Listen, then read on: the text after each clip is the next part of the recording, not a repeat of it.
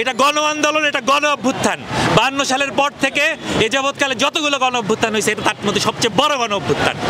আইয়ুব খান ইয়াহিয়া টিকতে পারে নাই, হাসিনা এত বড় গণহত্যা করে হাসিনাও টিকতে পারবে না। একজন সাধারণ জনগণ হিসেবে আমরা এই কথা বলতে চাই। আজকে তারা বলছে বিএনপি জামাত পুলিশের ড্রেস পরে এসে গুলি করেছে। কয়দিন পরে শুনবো প্রধানমন্ত্রী ছিল না, এটা খালেদা জিয়াকে প্লাস্টিক সার্জারি করিয়ে এনে বুঝি এই বক্তব্য দেওয়া হয়েছে। হাস্যকর কথাবার্তা আর বইলেন না। আপনাদের দিন শেষ, আপনাদের পতন হবে। এই আন্দোলন সাধারণ মানুষের আন্দোলন ছিল, সাধারণ ছাত্রদের আন্দোলন ছিল। এখানে বিএনপিও ছিল না, জামাতও ছিল না, কারোর কোনো বেইল নেই।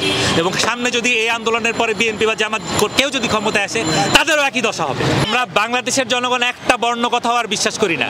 যারা মিনিটে মিনিটে কথা পাল্টায়, যারা কালকে এক কথা বলে আজকে আরেক কথা বলে, যারা আমাদের চোখের সামনে সাধারণ পথচারীদেরকে গুলি করে মারছে। 3 বছরের বাচ্চা থেকে শুরু করে 6 বছরের বাচ্চা, 10 বছরের বাচ্চা, 15 বছরের বাচ্চা ঘরে বসে গুলি খেয়েছে। এরপরে পুলিশ বলে যে কোথা থেকে জানি গুলি হয়েছে তারা জানে না। নামায় দেন। আপনাদের কাছে আহ্বান, এই যে ভাই, এই যে নেমে যান, নেমে যান, ওদেরকে নামায় দেন। ভাই পুলিশের পক্ষ থেকে বলা হচ্ছে তার নাকি জামাত শিবির।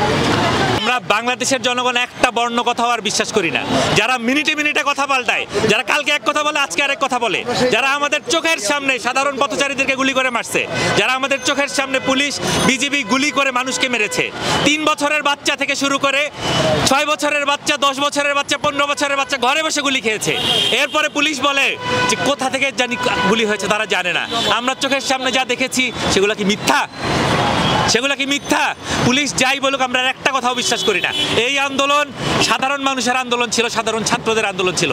এখানে বিএনপিও ছিল না, জামাতও ছিল না, কারোর কোনো বেইল নেই। এবং সামনে যদি এই আন্দোলনের পরে বিএনপি বা জামাত কেউ যদি ক্ষমতায় আসে তাদেরও একই দশা হবে। এটা গণ আন্দোলন, এটা গণ অভ্যুত্থান। 52 সালের পর থেকে এ যাবৎকালে যতগুলো গণ অভ্যুত্থান হয়েছে এটা তার মধ্যে সবচেয়ে বড় গণ অভ্যুত্থান। আইয়ুব খান ইয়াহিয়া টিকতে পারে নাই, হাসিনা এত বড় গণহত্যা করে হাসিনাও টিকতে পারবে না। একজন সাধারণ জনগণ হিসেবে আমরা এই কথা বলতে চাই।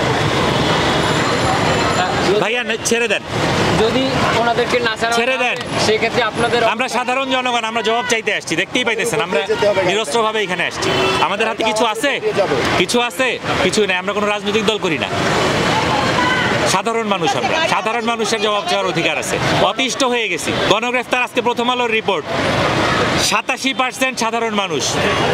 সরকার একদিকে বলছে যে বিএনপি আর জামাত ছাড়া আর কাউকে নাকি তারা ধরছে না, আর প্রথম আলোর রিপোর্টে আজকে এসেছে 87% সাধারণ মানুষ। তাহলে এই সরকারের কথাকে আমরা কেন বিশ্বাস করব? এই আইনমন্ত্রীর কথা, এই প্রধানমন্ত্রীর কথা কেন আমরা বিশ্বাস করব? আজকে তারা বলছে বিএনপি জামাত পুলিশের ড্রেস পরে এসে গুলি করেছে। কয়দিন পরে শুনবো প্রধানমন্ত্রী ছিল না, এটা খালেদা জিয়াকে প্লাস্টিক সার্জারি করিয়ে এনে বুঝি এই বক্তব্য দেওয়া হয়েছে। হাস্যকর কথাবার্তা আর বইলেন না। আপনাদের দিন শেষ, আপনাদের পতন হবে। সত্য, বস্তুনিষ্ঠ ও নিরপেক্ষ দৈনিক জনবাণী।